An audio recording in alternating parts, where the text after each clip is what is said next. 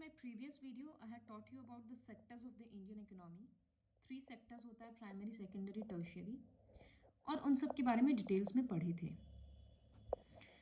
Now we'll read about the there is a division among the sectors which can be classified as organized and unorganized. ये example देखते हैं, इससे better समझ आएगा. So there is a lady called Kanta. वो एक office में काम करती है. 9:30 to 5:30 उसका ऑफिस टाइमिंग है. रेगुलरली सैलरी मिलता है हर महीना के एंड में. प्रोविडेंट फंड मिलता है, एक्स्ट्रा अलाउंसेस है, फिक्स्ड लीव है और बहुत सारा अलग अलग फैसिलिटीज़ है. पेड हॉलीडे है, संडे, हर संडे छुट्टी मिलता है, और सब कुछ टर्म्स एंड कंडीशंस पहले कॉन्ट्रैक्ट साइन करना होता है. वहीं एक दूसरा एग्जाम्पल है कमाल. कमाल कांता का नेबर है. वो एक डेली वेज लेबरर है, मतलब वो डेली काम करता है, उस हिसाब से उसको रुपया मिलता है. एक ग्रोसरी शॉप में वो काम करता है. सुबह 7:30 बजे वो दिन में जाता है काम करने और रात को 8 बजे तक काम करता है.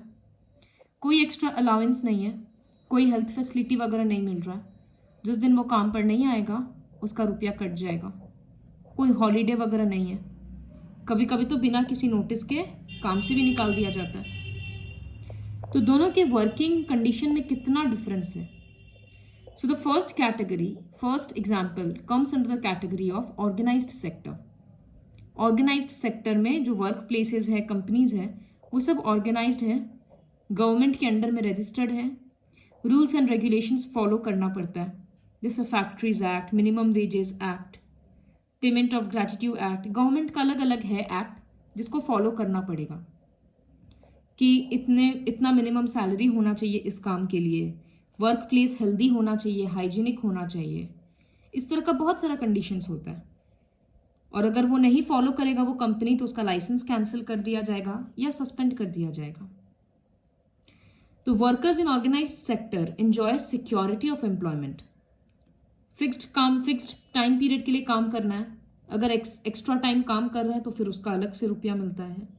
इस तरह का बहुत सारा बेनिफिट्स है. पेड लीव मिलता है, कितने में हेल्थ फैसिलिटीज़ मिलता है कि अगर हॉस्पिटल में एडमिट होना पड़ा तो उसका खर्चा कंपनी उठाएगा. इस तरह से बहुत सारा है. Safe drinking water, safe working environment, retirement के बाद भी रुपया मिलता है. और कमाल का जो एग्जाम्पल था वो था अनऑर्गेनाइज्ड सेक्टर.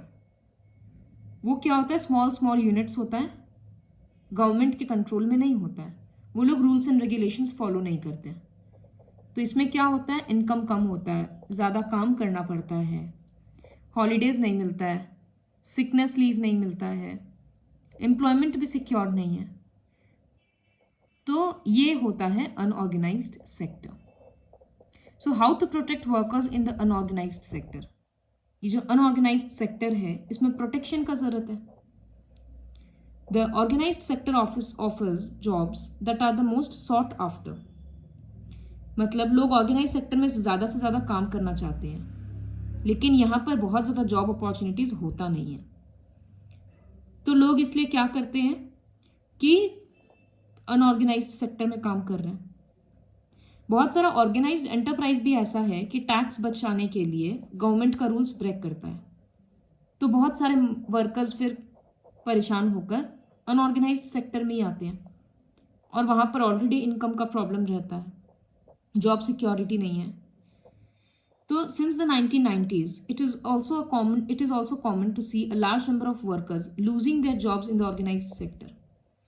सडनली ऐसा हो जाता है कि एक कंपनी से फिर 10 लोगों को, 100 लोगों को निकाल दिया जाता है हर साल, क्योंकि कंपनी हर पॉसिबल वे में अपने प्रॉफिट करना चाह रहा है, रुपया बचाना चाह रहा है. तो ये सब, और फिर वो लोग भी क्या करते हैं, फिर अनऑर्गेनाइज्ड सेक्टर में आते हैं. तो अनऑर्गेनाइज सेक्टर में वर्क का डिमांड और ज़्यादा बढ़ते जा रहा है. तो ये बहुत प्रॉब्लमेटिक सिचुएशन है. रूरल एरियाज़ में अनऑर्गेनाइज्ड सेक्टर में कौन आते हैं, मोस्टली लैंडलेस एग्रीकल्चरल लेबरर, या जिनके पास छोटा ज़मीन है वो वाले. आर्टिसंस होते जैसे वीवर्स, ब्लैक स्मिथ्स, कारपेंटर, ये सब. तो 80% rural house holds in India unorganised sector में ही काम करता है. तो फार्मर्स को किस तरह का फैसिलिटी चाहिए, टाइमली डिलीवरी, एग्रीकल्चरल इनपुट इनको सस्ता में मिले या बैंक इनको कम रेट में लोन दे, इन सब से इनका कंडीशन इम्प्रूव होगा। अर्बन एरियाज में क्या कर सकते हैं, स्मॉल स्केल इंडस्ट्रीज को प्रमोट करना चाहिए, ट्रांसपोर्टेशन, ट्रेड, इसको प्रमोट करना चाहिए ताकि जॉब अपॉर्चुनिटीज क्रिएट हो और जो एग्जिस्टिंग कंपनीज है उनका कंडीशन इम्प्रूव हो। बहुत सारे अनऑर्गेनाइज सेक्टर में मोस्टली SC ST और बैकवर्ड कम्युनिटीज को भी के लिए भी बिलोंग करते हैं। तो इनका सिर्फ एक प्रॉब्लम नहीं है कि इनको नौकरी ठीक से नहीं मिल रहा, इनके साथ सोशल डिस्क्रिमिनेशन भी होता है। तो उन सब चीज़ को भी सॉल्व करने का मतलब सोल्यूशन निकालना चाहिए। फिर सेक्टर्स को डिवाइड करने का एक और वे होता है on the basis of ownership, public and private. जो इंडस्ट्री गवर्नमेंट का होता है उसको बोलते हैं पब्लिक सेक्टर, और जो इंडस्ट्री किसी प्राइवेट बॉडी का, किसी फैमिली का है तो उसको बोलते हैं प्राइवेट सेक्टर। जैसे रेलवेज, पोस्ट ऑफिस, ये सब हो गया पब्लिक सेक्टर में क्योंकि गवर्नमेंट ओन्ड है। टाटा कंपनी, रिलायंस, ये सारा हो गया प्राइवेट। तो दोनों में डिफरेंस क्या होता है, प्राइवेट सेक्टर का काम होता मतलब उनका मेन एम होता है प्रॉफिट, उनको हर कीमत पे प्रॉफिट चाहिए। पब्लिक सेक्टर में क्या होता है कि गवर्नमेंट को लॉसेस होता है और वो लॉसेस उसको बेयर भी करना पड़ता है, और उसका मेन एम होता है कि लोगों को फैसिलिटी मिलना चाहिए। अब जैसे रेलवेज का है तो बहुत सस्ता सस्ता भी टिकट्स रहता है, अलग अलग उसमें भी स्कीम है।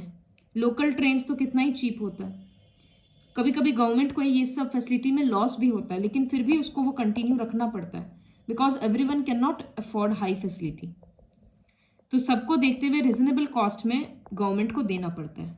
तो गवर्नमेंट का ये लॉस कहाँ से कवर हो रहा है, वो टैक्स मनी से हो रहा है। जो टैक्स हम लोग देते हैं वो सफिशिएंट है ये लॉसेस को कवर करने के लिए। इसी तरह से इलेक्ट्रिसिटी गवर्नमेंट प्रोड्यूस करता है और स्मॉल स्केल इंडस्ट्रीज को वो सस्ता में देता है, क्योंकि अगर इलेक्ट्रिसिटी का दाम बढ़ जाएगा तो कितना सारा इंडस्ट्रीज अफोर्ड नहीं कर पाएगा, फिर वो बंद हो जाएगा, तो वहाँ जॉब्स का लॉसेस होगा। इस वजह से इलेक्ट्रिसिटी, कुछ कुछ कंपनीज है जो प्राइवेट कंपनीज है और वो इलेक्ट्रिसिटी प्रोड्यूस कर रहा है, लेकिन इलेक्ट्रिसिटी प्रोडक्शन गवर्नमेंट भी करता है। जिसको प्राइवेट से लेना है प्राइवेट से लो, जो गवर्नमेंट से लेगा वो वैसे ले सकता है। इसी तरह से गवर्नमेंट स्कूल्स चलता है, क्योंकि सब प्राइवेट स्कूल में नहीं पढ़ा सकता, तो गवर्नमेंट स्कूल में फ्री में पढ़ाया जा रहा है। बहुत सारा ऐसा फैसिलिटीज़ है जो गवर्नमेंट को देना पड़ता है। जिस तरह से गवर्नमेंट क्या करता है, फार्मर से क्रॉप्स खरीद लेता है एक मिनिमम प्राइस में, फिर उसको लो प्राइस में राशन शॉप्स में देता है। तो यहाँ तो प्योरली गवर्नमेंट का लॉस हो रहा है, लेकिन पुअर पीपल का डेवलपमेंट के लिए उसको वो करना ही पड़ेगा।